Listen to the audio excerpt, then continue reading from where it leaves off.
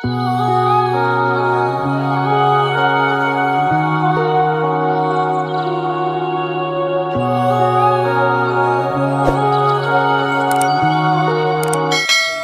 friends, welcome back to my channel. Amputee नाव के channel में आप राम नौकरी Amputee नाव के चैनल पे आप सभी को तहे दिल से स्वागत करता हूँ. अदो मैं फाइनली आई सब्सक्राइबर सिंह जो है अदुगा आई ना क्या लकी नो है बता अखोई मणिपुर की मैं आपने खंगरबा रोहन फिल्म मा साइक्लिस्ट माना साइकिल थौदना अदुगा ममिंग क्या तादना अदुगा सोशल वर्क क्या आम तौदना मैं आपने मतें क्या आम तौइबो अदो आई क्या लकी नो है बता ngasi आई ब्रदर तोमना mahakna ngasi maga thengnaruba aduga nambol tana ai manakte yobireko je ai tasengna nuai maramdi aina chatpagi aionda awaba ma phanghodaba natadi aina dum chasege tormani ba dum yamda khangna lage somda leire hai dum tawi ado brother hoji kadom side de sapiram matagi akhogi brother to mo thengnaraga ai nakta lakoi plan senji ram ta ai yu brother tom na budi ngarang dagi plan tawrabane ngarang se tawsena ado ngarang je ai schedule se tang chin ba ngasi se ai keno da sangai poroda ai mandem ge hijing pot yaw balakne aduda in malom da so ai khoi deft and mute ki restaurant ma khoi hangmen tawdo malom da hang ga dawne adu jaga da so la amba adu da so ade program da chana ba da som da so haido ora se nang so le howe hai ba da ba dum ado keno ge brother gi yum se kai wai de se ko yum aseng se khoi loktak maya da ni moirang da ne aduga dum loktak ki su 2-3 kilometers ki dum kono ne khong gi walkable distance ne walking japan lokta dum keno taw u doi ni ko gi se ado man lai de gim pham je ko lai ba gi di dum tho na problem moi de ai bazar da so fitting dang ri taw ne jaga myam le to khona on so khoi food bank taw we adu da so lai chak thong mo pham da so sometimes quarter de dum lai be awe ai dum ai man ba da kai da dum lai be awe lai bang di ka su ke an problem di oi da chen lai de ta ado brother gi ma se ai sum ta ba brother na cycle thau da na ko pham kaya ma cycling taw ro ya ado kyam kilometer thau bi ro ke ado ko mai na ka da start to bi ai se 17,000 kilometers kumbadi all over India cover tawre adum 17,000 ado chat pase distance yam Kashmir to Kanyakumari tawre Delhi de ne Imphal anirak tawre Imphal to Kolkata tawre yam interesting wa right nang channel gi mi myam su harau gadab se ichile naw singi khongul li ba na maitai me gi bloodline han to bai tare ai 2019 da right amaka tawge Assam gi anamba Hilakandi, Kabuganj, Kasar, they don't Assam district am yame, they Hilakandi district am covered from me. Other Silcharum than they Adam Sivasaga Zoo, Imatiam Yorome, they Mizoram Torome, they Bangladesh Yorome, Metegi, Kunguli, but I tare, Tongan, Metegi, Kubam, Chimbo, Panam Jod Mina, Tingnare. The distance so in addition around 17,000 kilometers. Aduga ai judum lam koi ba mo ina hai tarene lam koi ba mo ina cycle kilometer thori do kai da pothab ja nam mana chamani lifestyle ni nomagi ai gi thobom thopa kilometer khara thoba adu thoba pochina jagam di yau da ba ya de have target ti thamme aduga adugi distance to manung da akoi dum metegi adi yum da guest house kumba government gi guest house kumba dum leiba hotel na chingba then leiba duga ai noma gi interaction program either school kumba college kumba university ma yam wari ngak patai sana ba ai gi travel experience ti mata na ngak share tawna ba kana ba city yam mandatory ba ai gi program hai tare ne ba kilometer se non stop kya mo atam thau ngam amuk khak ai chani thauba yauge non stop ta chani thau adu di hek thauba lo ba ore thau hello bon ore ai di yam forceful tau su ya de thauring ai de ki sto re ba thauring ai de dum nungai boining ne cycle se aduga thauba loraga momentum hek lepagi khoi gi thauba loire ha kan da lepaga adu de dum kemta pukta ta ba ya da bi adu o bi ko ngau bi ko nausea makhan ne cycling na toise da khoi gi life problem na cycle thoba kang ja khoi stamina je dum khare ling ne ko se adu dum distance dum khoi gi stamina na gym sana ba ni ga khoi ga di yam khene gym gi di moi kudak ki arum ba taw ne khoi na mo slow stamina hai tare ne tap na slow stamina je dum sana na ta ꯑꯗꯣ ꯀꯩ ꯍꯥꯏ ꯑꯩꯈꯣꯏꯒꯤ ꯕ꯭ꯔꯗꯔꯒꯤ ꯒꯣꯜꯁꯦꯀꯣ ꯒꯣꯜꯁꯦ cycling ꯇꯧꯔꯒꯀꯣ ꯃꯁꯤꯗꯩꯁꯦ ꯀꯔꯤ ꯕ꯭ꯔꯗꯔꯅ ꯍꯥꯏꯕꯗꯤ ꯑꯦꯇꯦꯝꯁꯦ ꯁꯥꯏꯀ꯭ꯂꯤꯡꯁꯦ ꯇꯧꯔꯒ ꯀꯔꯤ ꯃꯦꯁꯦꯖꯇꯅꯣ ꯀꯔꯝꯕ ꯇꯥꯔꯒꯦꯠꯇꯅꯣ ꯑꯗꯨꯒ ꯁꯣꯁꯤꯌꯦꯜꯒꯤ ꯑꯣꯏꯅ ꯀꯔꯤꯒꯨꯝꯕ ꯄ꯭ꯔꯣꯒ꯭ꯔꯥꯝꯒꯔꯥ ꯍꯥꯏꯕꯗꯤ ꯑꯩꯅ ꯈꯪꯖꯗꯕꯗꯣ ꯑꯗꯨ ꯈꯪꯅꯤꯡꯕ ꯃꯔꯨꯑꯣꯏꯅ ꯍ꯭ꯌꯨꯃꯦꯅꯤꯇꯤ ꯑꯦꯟ ꯑꯦꯟꯚꯥꯏꯔꯟꯃꯦꯟ ꯑꯗ ꯕꯦꯁ ꯇꯧꯖꯕꯅꯤ ꯑꯦꯟꯚꯥꯏꯔꯟꯃꯦꯟ ꯃꯇꯥꯡꯗꯁꯨ ꯍꯣꯏ ꯁꯥꯏꯀꯜ ꯊꯧꯕ ꯃꯁꯤꯃꯛꯇꯅ ꯄꯣꯂꯨꯁꯟ ꯍꯟꯊꯍꯜꯂꯤ ꯑꯗꯩ ꯎ ꯋꯥ ꯊꯥꯁꯦ ꯂꯥꯛꯏꯕ ꯀ꯭ꯂꯥꯏꯃꯦꯠ ꯆꯦꯟꯖ ꯋꯦꯗꯔ ꯆꯦꯟꯖ ꯃꯌꯥꯝꯁꯤꯒꯤ ꯃꯇꯥꯡꯗꯁꯨ ꯑꯗꯨꯝ ꯑꯩꯈꯣꯏꯅ ꯈꯤꯇꯪ ꯃꯦꯟꯗꯦꯇꯔꯤ ꯑꯣꯏꯅ ꯁꯥꯏꯀꯜ ꯔꯥꯏꯠꯁꯤꯅ ꯍꯥꯏꯕ ꯍꯥꯏꯇꯥꯔꯦ ꯑꯗꯨꯒ ꯃꯔꯨꯑꯣꯏꯅ ꯍ꯭ꯌꯨꯃꯦꯅꯤꯇꯤ ꯈ꯭ꯋꯥꯏꯗꯒꯤ ꯄ꯭ꯔꯤꯊꯤꯕꯤꯗ ꯈ꯭ꯋꯥꯏ ꯃꯔꯨ ꯑꯣꯏꯕ ꯁꯕꯖꯦꯛꯁꯦ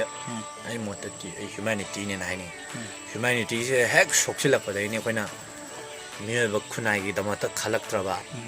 ꯏꯁꯥꯒꯤ ꯍꯥꯏꯗꯤ ꯐ꯭ꯌꯨꯆꯔ ꯖꯦꯅꯦꯔꯦꯁꯟꯒꯤꯗꯃꯛꯇ ꯈꯜꯂꯛꯇ꯭ꯔꯕ ꯑꯗꯨꯒꯤ ꯃꯇꯝꯗꯅꯤ ꯑꯦꯟꯚꯥꯏꯔꯟꯃꯦꯟꯗ ꯗꯤꯒ꯭ꯔꯦꯗꯦꯁꯟ ꯂꯥꯛꯏꯕ ꯈꯣꯠꯂꯤꯕ ꯃꯤ ꯑꯃꯅ ꯑꯃ ꯅꯨꯡꯁꯤꯅꯔꯛꯇ꯭ꯔꯤꯕ ꯀꯝꯃ꯭ꯌꯨꯅꯦꯜ ꯏꯔꯥꯡ ꯂꯥꯛꯏꯕ ꯁꯥꯟꯇꯤꯒꯤ ꯄꯥꯎꯖꯦꯜ ꯁꯤ ꯌꯥꯎꯔꯛꯇ꯭ꯔꯒꯗꯤ ꯑꯁꯤ ꯃꯌꯥꯝꯗ ꯍꯟꯖꯤꯟ ꯍꯟꯖꯤꯟ ꯈꯪꯍꯟꯕ ꯑꯃ ꯆꯪꯉꯦꯕ ꯍꯧꯖꯤꯛꯁꯦ ꯑꯩꯈꯣꯏ ꯕꯖꯥꯔ ꯏꯝꯐꯥꯜ ꯃꯅꯨꯡꯁꯤꯗ ꯕꯦꯒꯔꯃꯛꯇꯤ ꯍꯥꯏꯕ ꯌꯥꯗꯦ ꯑꯗꯨꯕꯨ ꯃꯌꯨꯝꯗꯒꯤ ꯇꯥꯟꯊꯣꯔꯛꯑꯕ ꯋꯥꯈꯜ ꯆꯣꯏꯔꯀꯥꯟꯗ ꯃꯌꯨꯝꯗ ꯂꯩꯕ ꯃꯣꯏ ꯃꯌꯥꯝꯁꯦ ꯑꯩ ꯑꯗꯨꯝ ꯀꯩꯅꯣ ꯇꯧꯔꯦ ꯆꯥꯛ ꯄꯤꯖꯕ ꯐꯤꯗꯤꯡꯗ ꯍꯪꯕꯤ ꯇꯧꯕꯒꯤꯁꯨ ꯑꯗꯨꯅ ꯑꯩꯅ ꯇꯥꯕꯗ ꯌꯥꯝ ꯅꯨꯡꯁꯤꯕꯅꯦꯕ ꯑꯗꯨꯒ ꯀꯣꯚꯤꯗꯀꯤ ꯃꯇꯥꯡꯗꯁꯨ ꯌꯥꯝꯅ ꯍꯦꯜꯞ ꯇꯧꯕꯤꯒꯦꯅ ꯀꯣꯚꯤꯗꯀꯤꯗꯁꯨ ꯌꯥꯝ ꯑꯗꯨꯝ ꯍꯧꯖꯤꯛ ꯀꯣꯚꯤꯗꯇꯒꯤ ꯇꯧꯔꯛꯄ ꯏꯅꯤꯁꯤꯌꯦꯇꯤꯞꯇꯨꯅꯤ ꯍꯧꯖꯤꯛꯐꯥꯎ ꯑꯗꯨꯝ ꯑꯩꯈꯣꯏ ꯃꯈꯥ ꯆꯠꯊꯍꯧꯔꯤꯁꯦ ꯌꯥꯝ ꯐꯩ ꯆꯍꯤ 2 ꯃꯃꯥꯡ ꯁꯨꯖꯜꯂꯛꯑꯦ ꯑꯗꯨꯅꯦ ꯍꯥꯏꯕꯗꯤ ꯕ꯭ꯔꯗꯔꯒꯤ ꯄꯨꯛꯆꯦꯜ ꯑꯗꯨꯒ ꯁꯤꯒꯨꯝꯕ ꯒꯣꯜ ꯂꯧꯕ ꯑꯗꯨꯒ ꯕ꯭ꯔꯗꯔꯅ ꯁꯥꯏꯀ꯭ꯂꯤꯁ ꯇꯧꯔꯤꯁꯤꯗꯤ 200 ꯀꯤꯂꯣꯃꯤꯇꯔ ꯅꯣꯟ ꯁ꯭ꯇꯣꯞ ꯍꯥꯏꯁꯤꯗꯤ ꯑꯃꯨꯛꯈꯛꯅꯤ ꯑꯗꯨ ꯋꯥꯒꯤ ꯈꯪꯗꯐꯥꯎ ꯈꯟꯒꯦ ꯒꯥꯔꯤꯗꯐꯥꯎ 200 ꯀꯤꯂꯣꯃꯤꯇꯔ ꯍꯥꯏꯁꯦ ꯂꯣꯏꯔꯕꯅꯤ ꯑꯗ ꯇꯧꯕꯗꯤ ꯂꯝꯕꯤ ꯌꯥꯝ ꯅꯨꯡꯉꯥꯏꯕ ꯑꯣꯏꯈꯤꯕ ꯂꯈꯅꯧ ꯌꯧꯅ ꯊꯧꯕ ꯖꯔꯅꯤ ꯑꯃ ꯑꯣꯏꯈꯤꯕꯀꯣ ꯋꯥꯟ ꯑꯣꯐ ꯗ ꯁꯤꯇꯤ ꯀꯕꯨꯒꯟꯁ ꯍꯥꯏꯕ꯭ꯔꯥ ꯑꯗꯨꯃꯥꯏꯅ ꯑꯩ ꯀꯥꯎꯔ ꯀꯕꯨꯒꯟꯁ ꯇꯨ ꯂꯈꯅꯧꯔ ꯀꯩꯅꯣꯝ ꯑꯣꯏꯈꯤꯕꯅꯦꯕ ꯑꯔꯥꯎꯟ 200 something ꯀꯤꯂꯣꯃꯤꯇꯔ ꯍꯥꯏꯇꯥꯔꯦ ꯑꯗꯨꯅꯦ ꯃꯌꯥꯝꯅꯁꯨ ꯍꯥꯏ ꯑꯩꯁꯨ ꯊꯦꯡꯅꯩ ꯑꯗꯨ ꯐꯦꯁ ꯇꯨ ꯐꯦꯁ ꯑꯗꯨꯒ ꯃꯥꯒꯤ ꯌꯥꯝꯅ ꯁꯤꯝꯄꯜ ꯑꯣꯏꯕ ꯑꯗꯨꯒ ꯌꯥꯝ ꯍꯝꯕꯜ ꯑꯣꯏꯕ ꯑꯩꯅ ꯂꯥꯛꯑꯒ ꯐꯝꯃꯒ ꯁꯨꯃꯥꯏꯅ ꯋꯥꯔꯤ ꯁꯥꯟꯅꯕꯁꯦ ꯑꯩꯁꯨ ꯅꯨꯡꯉꯥꯏ ꯑꯗꯨ ꯑꯩꯁꯨ ꯍꯌꯦꯡ ꯅꯣꯡ ꯅꯤꯅꯤ ꯆꯠꯂꯝꯗꯥꯏꯁꯤꯗ ꯃꯥ ꯊꯦꯡꯅ ꯐꯪꯕꯁꯦ ꯑꯩ ꯆꯠꯄꯁꯦ ꯃꯦ ꯂꯣꯏꯔꯝꯗꯥꯏꯗ ꯆꯪꯗꯣꯏꯅꯦ ꯑꯗꯨ ꯉꯥꯏꯍꯥꯛꯇꯪ ꯑꯩꯈꯣꯏ ꯃꯇꯝ ꯄꯨꯟꯒꯅꯤ ꯑꯗꯨꯒ ꯃꯌꯥꯝꯗꯪ ꯁꯤꯌꯔ ꯇꯧꯔꯛꯀꯦ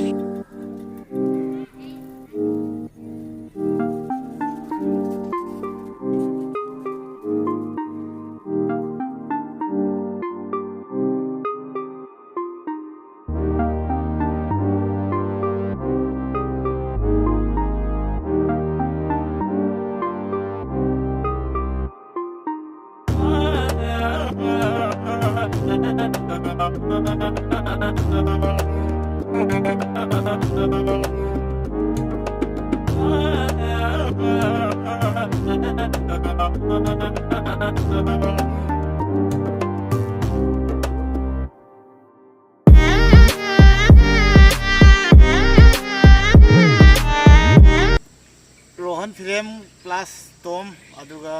सिस्टर मसु लाई लोइना असमदा आइगी याम्बा लोकेंजी सपामसु लैरे अदो आई यामना सरप्राइज होय बरमदी मखोइना लाखपगा लोइना केक अमसु पुरे अदो केक से जस्ट नुक्सिबगिनी आरामदै बर्थडे नते अदुननी अमुगे नंगाइजे अदुसु केक सिगे आई मिंग इगिरे याम नुक्सि अदो केक से अखोय जस्ट नुक्सिनबा अदुगा फ्रेंडशिप अदुगा अखोयगी ब्रदरहुड अदुगा अखोय सिस्टर अखोय चिनिना मसेन पुनबगी याम नुक्सिबा खुदम अमा गत लोइना अखोय केक से ककमिनानी हाइबा तारे अदुगा सामिनानी हाइबा तारे बहुत ही अच्छा लग रहा है क्योंकि बर्थडे भी नहीं है फिर भी ऑफर कर रहा है केक प्यार से तो अच्छा लग रहा है अदुगा कहां से को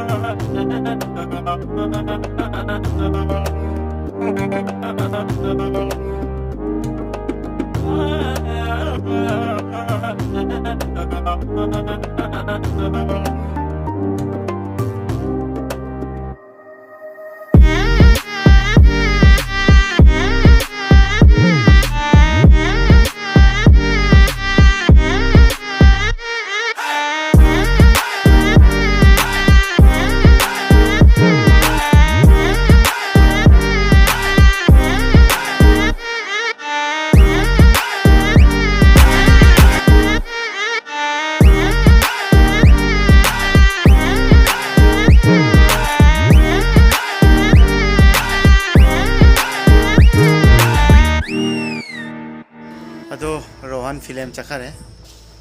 अदो अखोइनी याम नुसिबा फजबा वीडियो मते खरा नममी रोहन नसु फजबा मेसेज खरा पीरमी वीडियो दुगको अदुदा आइगी मरुप नाउचाना नंबदा मागेजु सोइजदबा माना नमहौदबा रेकॉर्डिंग दो अदुगा याम मिस तवी हाय तार याम थिने नुंगाइते ngasi हाइबदी आइगी लक्तुना हाइबा तार आई दाउदुना नाउचाइ मथकता करिमदा नुंगाइतबा लेके मान नंबर सोइजगेबने अदो माजो नमियाने खल्लुबा अदुगा माहाक चखर मतुंगदा आई रिलाइज तवी वीडियो यारमद्रेना अदु कोई सेंगदोकचगेना हाइजबने रोहन हाइजबदी मपान ताबा मैतै मान चटपा एवरी थेंगनरपो मतमदा याम नुक्सी हराउना तौरै अदुना आसामदे लापदजो अखोइ नुक्सी हराउना तौरा अखोइ म्यामजे नुक्सीना पुन्ना लेमिनसी अदमाय हायरगा अखोइनि कोनमिनरगा वीडियो जे लोइसिनबनेगा अदुदा यावरमदबदुगा इजे ngasi को याम नुंगाइते हाइदारे वखन जाने के समय में मेरे भाई जो रोहन के साथ कुछ बातचीत हुआ था और बहुत अच्छा प्यार भरा मैसेज दिया था कि हम लोग को पब्लिक के लिए सपोर्ट करना चाहिए और जब कोविड जैसा सिचुएशन आता है तो हम लोग घर से निकल के सबको फूड फीडिंग करना चाहिए जो लोग मुश्किल में हैं। तो बहुत प्यारा मैसेज किया था, लेकिन नाउचा जो मेरा फ्रेंड है उसने कैमरा करने के समय रिकॉर्डिंग का बटन नहीं दबाया तो वो मिस हो गया। तो बहुत बुरा लग रहा है लास्ट वाला वीडियो, क्योंकि मैं डाल नहीं पा रहा हूँ। फिर भी आप लोग के साथ शेयर किया। आप लोग तो मेरे फैमिली हो, इसलिए बुरा मत मानिएगा। मैं हम देखिए फैमिली निना वारो भी गनो को आई वीडियो हापंग होद्रे अदुबु आई मागा थेना कि मिकुप दे शेयर तौजके है मसी की वीडियो हापसरकपने अदुना मैं नुंगाइतबा तौबिगनो आई रोहनगा लास्ट की वीडियो तो हापंग हम जाउद्रे अदुना नुसिबा फोटो अमनि खक ओइना हापगा वीडियो की एंडिंग जे लोसिनजरगे मैं अदुम सपोर्ट तौबियो। आई चैनल असिबु लाइक सब्सक्राइब कमेंट शेयर तौबियो। नसिबिरगदि चैनल पे अगर नहीं है तो लाइक सब्सक्राइब कमेंट जरूर कीजिएगा और वीडियो को अच्छा लगा तो शेयर कीजिएगा। तो बुरा मत मानिए क्या वीडियो छूट गया। नेक्स्ट वीडियो में फिर से मिलते हैं। मतलब वीडियो फजन चमजर आगे अदु भाव तो मैं पुनः नुक्सी मिनसी बाय बाय।